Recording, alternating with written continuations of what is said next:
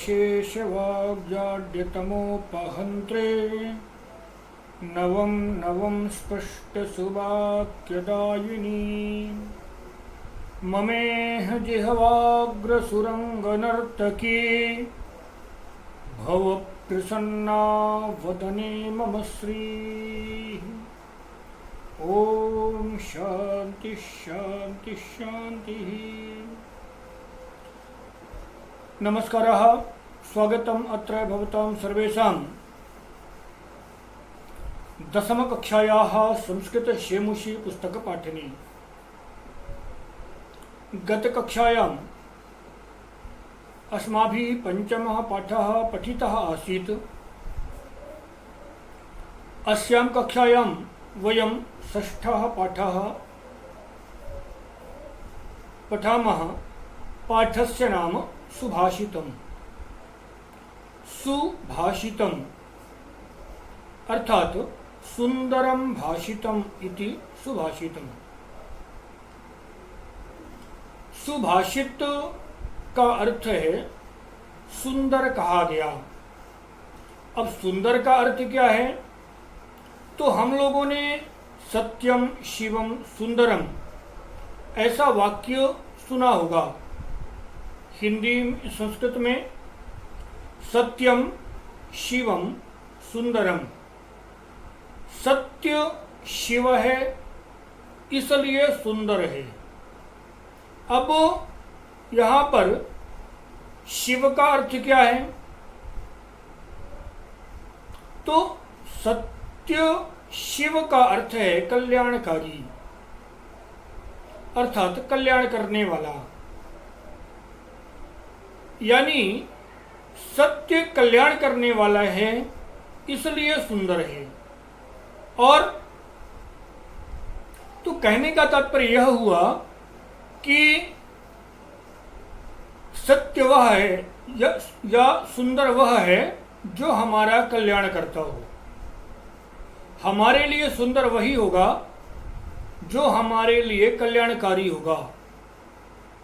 तो सुभाषितम का मतलब हुआ सुंदरम भाषितम इति सुभाषितम, अर्थात तो ऐसे वाक्य, ऐसे कथन या ऐसे श्लोक जो हमारा कल्याण करने का सामर्थ्य रखते हैं, ऐसे श्लोकों को, ऐसे वाक्यों को, ऐसे वचनों को हम सुभाषितम ऐसा कहकर के संबोधित करते हैं।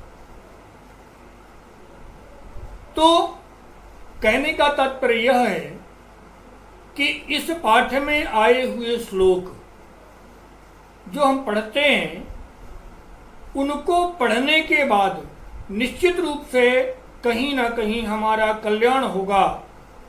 और इसलिए हम पाठ को सुभाषितम ऐसा नाम देते हैं। तो आइए हम पाठ की तरफ बढ़ते हैं। स्क्रीन के माध्यम से पाठ को पढ़ेंगे और विश्वास करें कि यह पाठ आपको निश्चित रूप से कल्याण के लिए है। और इसलिए पाठ को पढ़ने का निश्चित ही आनंद आएगा। और केवल आनंद ही नहीं, हम पाठ को यदि जिस रूप में प्रयोग करेंगे, परीक्षा में लिखने में प्रयोग करेंगे तो नंबर मिलेंगे। और यदि हम जीवन में उन पाठों को उतारेंगे, उन श्लोकों को उतारेंगे, तो निश्चित है कि आप अपने जीवन में सफलता प्राप्त करने वाले हैं या आपको मनोवांछित सफलताएं मिलने वाली हैं। इसलिए ऐसे ही किसी वाक्य को हम सुभाषितम नहीं कह देते, ऐसे ही किसी वाक्य को हम नित्य श्लोक नहीं कहते। हर वाक्य का, हर शब्द का, हर पद का अपना अर्थ होता है। तो आइए चलते हैं अपने पाठ सुभाषितम की ओर स्क्रीन के साथ में। षष्ठः पाठः सुभाषितानि। सुभाषितानि सुंदरम भाषितानि यानी तानि सुभाषितानि। अर्थात ऐसे शब्द या ऐसे वाक्य जो सुंदर रीति से कहे गए हों वह सुभाषितानि है। संस्कृत कृतियों के जिन पद्यों या पद्यांशों में सार्वभौम सत्य को बड़े मार्मिक ढंग से प्रस्तुत किया गया है उन पद्यों को सुभाषित कहते हैं। प्रस्तुत पाठ में ऐसे 10 सुभाषितों का संग्रह किया गया है जो संस्कृत के विभिन्न ग्रंथों से संकलित हैं। इनमें परिश्रम का महत्व, क्रोध का दुष्प्रभाव, सभी वस्तुओं की उपादेयता और बुद्धि की विशेषता जैसे विषयों पर प्रकाश डाला गया है, यानी इत्यादि विषयों को बताया गया है। पहला श्लोक देखते हैं, सस्वर वाचन करके और फिर उसका अर्थ समझेंगे। आलस्यम हि मनुष्याणां शरीरस्थो महान् रिपुः नास्त्युद्यम समो बन्धुः कृत्वायं नावसीदति। आलस्यम हि मनुष्याणां शरीरस्थो महान् रिपुः। मनुष्याणां शरीरस्थः महान् रिपुः आलस्यम। अर्थात मनुष्य के शरीर में रहने वाला सबसे बड़ा शत्रु आलस्य है। आलस्य मनुष्य के शरीर में निवास करने वाला सबसे बड़ा शत्रु है।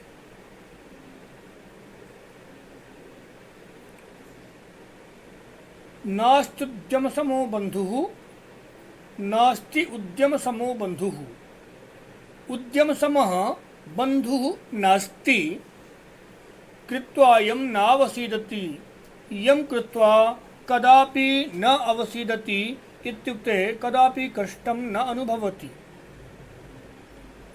उद्यम के समान यानी परिश्रम के समान मनुष्य का कोई मित्र नहीं है। परिश्रम के समान मनुष्य का कोई मित्र नहीं है जिसको करने के बाद मनुष्य को किसी भी प्रकार का कष्ट नहीं होता। कृत्वा यम नावसीदति, यम कृत्वा मनुष्यः न अवसीदति, जिनको करने के बाद मनुष्य कभी कष्ट में नहीं पड़ता। गुणी गुणं वेत्ति न वेत्ति निर्गुणो, बली बलं वेत्ति न वेत्ति निर्बलः, पिको वसन्तस्य गुणं न वायसः, करीच सिंहस्य बलं न मूषकः। गुणी गुणं वेत्ति न वेत्ति निर्गुणो, बली बलं वेत्ति न वेत्ति निर्बलः, पिको वसन्तस्य गुणं न वायसः, करीच सिंहस्य बलं न मूषकः। गुणी गुणं वेत्ति, यः मनुष्यः गुणवान् भवति सः एव गुणी गुणं वेत्ति। किंतु निर्गुणः व्यक्तिः, निर्गुणः मानवः कदापि गुणं न वेत्ति। वेत्ति अर्थात समझना, समझता है। वेत्ति समझता है। कहता है कि गुणी मनुष्य ही गुण को समझता है। गुण के महत्व को केवल गुणवान मनुष्य ही समझ सकता है। निर्गुण व्यक्ति जो किसी प्रकार के गुण नहीं रखता वह गुण के महत्व को कैसे समझेगा। तो गुणों के महत्व को गुणवान समझता है, निर्गुणी व्यक्ति कभी नहीं समझता। वैसे ही बली बलम वेत्ति न वेत्ति निर्बलः। बली मनुष्यः, बलवान मनुष्यः एव बलम वेत्ति। बलवान मनुष्य ही बल के महत्व को समझ सकता है, किंतु न वेत्ति निर्बलः, निर्बल या कमजोर मनुष्य बल के महत्व को कैसे समझेगा। पिको बसंतस्य गुणम न वायसः, पिकः बसंतस्य गुणम, बसंतस्य कः गुणः, वसन्ते के गुणाः सन्ति, ते गुणाः केवलं पिकः एव वेत्ति न तो वायसः। अर्थात पिक कोयल, कोयल ही है जो बसंत के गुण को समझता है। बसंत ऋतु के गुण को समझने वाला केवल कोयल ही है। अरे कौवे भला बसंत के महत्व को क्या समझेंगे, उनको तो कभी भी काँव काँव करना है। किंतु बसंत के आने के बाद जो बसंत ऋतु में का महत्व है उसको कोयल समझती है, और इसलिए जो है तो कोयल जो है तो बसंत के आने पर गाने लगता है। करीच सिंहस्य बलम न मूषकः, करीच सिंहस्य बलम न मूषकः, सिंहस्य बलम करी एव अवगच्छति न तो मूषकः। सिंहस्य कियत बलम अस्ति, शेर का बल कितना है, शेर के अंदर कितनी शक्ति है, यह तो करी अर्थात हाथी, हाथी ही समझता है कि शेर के अंदर कितना बल है। अरे मूस भला शेर के अंदर कितना बल है कैसे समझ सकता है। चूहा शेर के बल को कैसे समझेगा, क्योंकि उसके लिए तो छोटी सी बिल्ली भी बहुत होती है। तो इसलिए शेर के बल को, सिंह के बल को केवल हाथी ही समझ सकता है, चूहा नहीं समझ सकता। वैसे ही जो गुणवान मनुष्य होता है वही गुण के महत्व को समझ सकता है। यदि हम गुण के महत्व को समझते हैं तभी हम गुणों को अपनाते हैं, और इसलिए हमें हमेशा गुण को समझ करके, किस गुण में क्या महत्व है उसको समझ करके और गुणों को अपनाना चाहिए। कहने का तात्पर्य यह कि यदि हमारे पास गुण हैं तो हम उसका दुरुपयोग ना करें, धन है तो उसका दुरुपयोग ना करें, बल है तो उसका भी दुरुपयोग ना करें। तो आगे कहता है निमित्तमुद्दिश्य ही यह प्रकुप्यति, निमित्तमुद्दिश्य ही यह प्रकुप्यति, ध्रुवं तच्च ध्रुवं सतस्यापगमे प्रसीदति, अकारणं द्वेषि मनस्तु यस्य वै, कथं जनस्तं परितोषयिष्यति। निमित्तम उद्दिश्य यह प्रकुप्यति, ध्रुवं सह तस्या अपगमे प्रसीदति। अर्थात यह मनुष्य निमित्तम उद्दिश्य अर्थात कारणं उद्दिश्य क्रोधम करोति प्रकुप्यति क्रुध्यति, तर्हि सह मनुष्य क्रोध समाप्ति अनंतरम प्रसन्नः भवति। अर्थात जो मनुष्य किसी कारण को समझ करके क्रोध करता है, क्रोध कई बार कष्ट का कारण बनता है, कई बार क्रोध शरीर का या मनुष्य का के जीवन का अनिवार्य अंग बन जाता है, क्योंकि क्रोध ही है जो हमारे लिए किसी के रक्षा का मार्ग देता है। उदाहरणार्थ किसी सामान्य व्यक्ति को, कमज़ोर व्यक्ति को बिना किसी कारण के कोई दूसरा पीटने लगता है तो उसको या उसके अत्याचार को रोकने के लिए हमारा क्रोध ही है जो उकसाता है। यदि क्रोध नहीं आया तो हम उसको चुपचाप पीटते हुए देखते रहेंगे और उसका कोई प्रत्युत्तर नहीं देंगे। अतः वहाँ पर क्रोध अनिवार्य अंग बन जाता है। तो कभी क्रोध जब कारण से होता है तो उस क्रोध की समाप्ति के बाद मनुष्य खुश होता है। मैंने मनुष्य को उस क्रोध की समाप्ति के बाद अपने आप में संतोष होता है। मैंने ऐसा अच्छा कार्य कर लिया, मैंने किसी निरपराध व्यक्ति को, किसी अच्छे व्यक्ति को, किसी अपराधी के चंगुल से बचा लिया। तो यह क्रोध की समाप्ति के बाद होता है, यदि हमने कारण के साथ क्रोध किया है तो। किंतु आगे कहता है अकारणं द्वेषी मनस्तु यस्य वै, यस्य मनसु, जिसके मन में अकारणम द्वेष, बिना किसी कारण के ही क्रोध मना हुआ हो, कोई कारण नहीं फिर भी मनुष्य क्रोध में रहता है।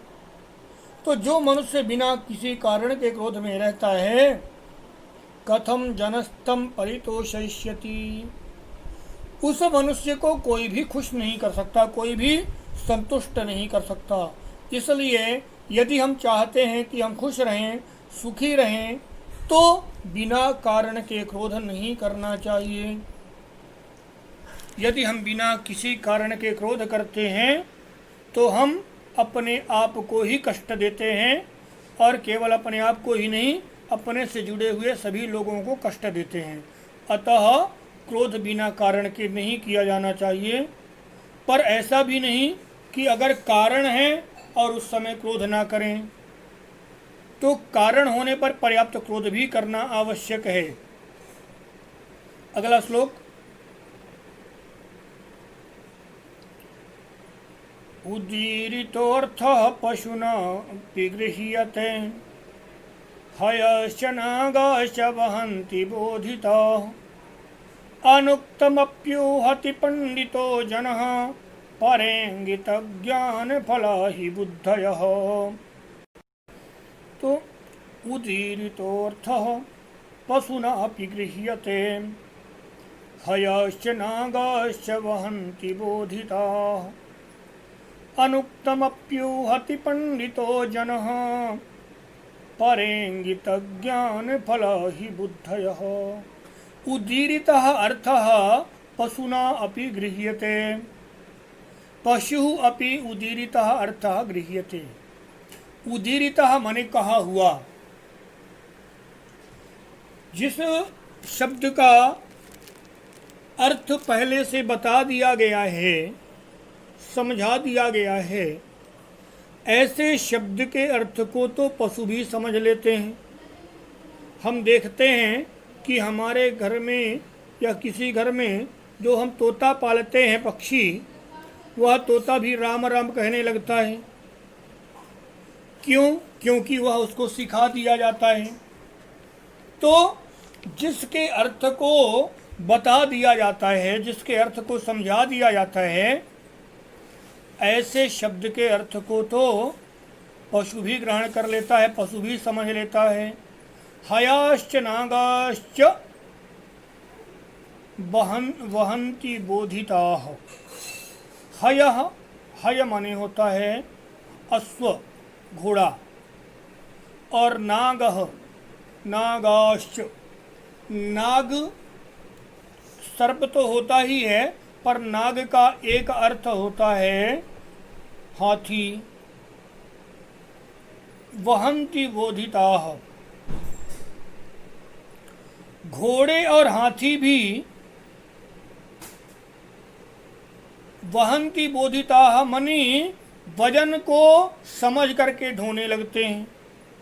मतलब हमें वह घोड़ा बैठा करके चल देता है जिस घोड़े को हमने सिखाया है पहले से। नए घोड़े को अगर बैठा जाए तो नया घोड़ा मनुष्य को गिरा देता है। उसी प्रकार से अगर पहले से हाथी, बिना संभला हुआ हाथी, जंगली हाथी, उसके पास हम सोचें कि उसके ऊपर जाकर के बैठ जाएं, तो निश्चित ही हम अपने प्राण को संकट में डालेंगे। और इसलिए कहता है कि हयाश्च नागाश्च वहन्ति बोधिताः, समझाने के बाद हाथी और घोड़े भी भार को ढोने लगते हैं, क्योंकि उनके समझ में यह आ जाता है कि मेरा जीवन इसीलिए है, वजन ढोने के लिए ही है। तो इसलिए फिर वह उस वजन पर प्रतिरोध नहीं करते। इसी तरह से अनुक्तम ऊहति पंडितो जनः, पंडितः जनः, पंडित मनुष्य अर्थात ज्ञानी मनुष्य अनुक्तम अपि ऊहति, अनुक्तम माने नहीं कहा हुआ, और ऊहति माने समझ जाता है। माने पंडित मनुष्य, ज्ञानी मनुष्य उन शब्दों को भी समझ जाता है, बिना कहे हुए शब्द हैं। परेंगित ज्ञान फला ही बुद्धयः, पर अर्थात दूसरे के द्वारा, इंगितम, इंगित ज्ञान फला, इंगित शब्द का अर्थ होता है संकेत करना। तो दूसरे के द्वारा केवल संकेत करने मात्र को ही पंडित लोग, ज्ञानी लोग अपनी बुद्धि से समझ जाते हैं।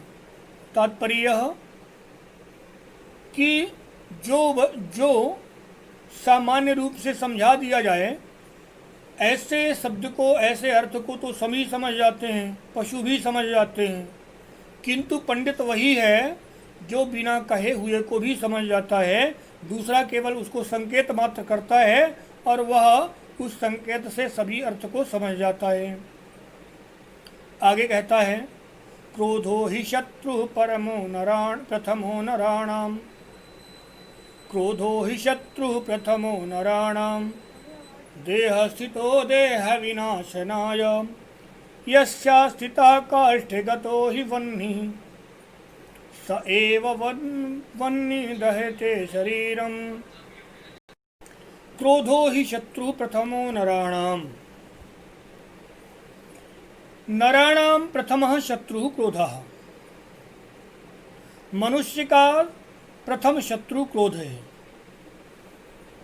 क्रोध ही मनुष्य का सबसे बड़ा या पहला शत्रु है। और यह शत्रु रहता कहाँ है? तो कहता देहस्थितः, देह में ही, हमारे शरीर में ही रहता है। और केवल देह में रहता ही नहीं है, देह में रहता है और देह विनाशनाय, और वह शरीर को नष्ट भी कर देता है।